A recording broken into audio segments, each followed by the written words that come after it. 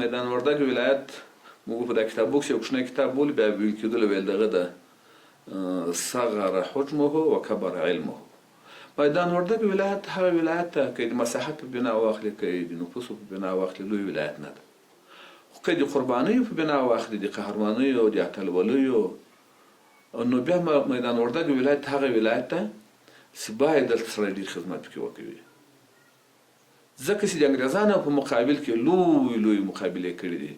هغه غازي محمد جان خان وردګ سره له ملګرو، سره له زرغون بابا، سره له نورو دغه لوی قربانۍ دي ولایت کې کړي دي.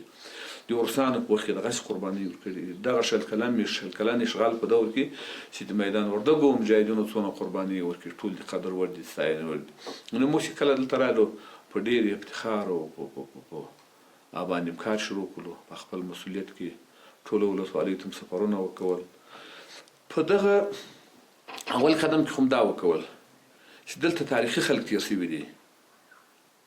دلته هغه خلک چې د افغانستان په کچه خلک غازي ملا فضل ربیع الله دې شهادت قبول کړي چې د امریکایي سر پرې کوي، د امریکایي ټانک ته اور اچوي، لکه هغه قهرمانان چې د امریکایانو د لویه شنوک څرخکه یې وغورځول، یا نور داسې لویې مقابلې وکولې، ډېر ډېر شهیدان وسو. اول قدم کې موږ دا وکول چې د دغو غازیانو په یاد کې باید موږ دلته موزیم جوړ کړو چې د دوی تاریخ بیا سلګونه کاله وروسته هم پاتې شي. اول قدم کې د دغو خپلو غازیانو شهیدانو په ویاړ دا کار وکولی چې موزیم کار اوس هم روان دی. دوم قدم کې دا وکول چې دا یو کلتوري فرهنګي ساحه ده، ولسوالیو ته هم سفرونه وکول. په دغه ولایت کې مخکې په اطلاعات فرهنګ وزارت یا اطلاعات فرهنګ ریاست کې 18 تاریخي ساحې یا 18 تاریخي ابدات ورته وایي، دا ثبتولو. موږ چې کله سفرونه وکولای په ولسوالیو کې ډېر جالب ساحې وې، لکه مثال دی غازي محمد جان خان کلا او یا نور داسې په هغه کې دغه الغتا ښارګوټه یا داسې اوستوپې وې په هغه کې جلګه ولسوالۍ کې. نو موږ دا کوشش وکول ولسوالیو ته هم سفرونه وکول.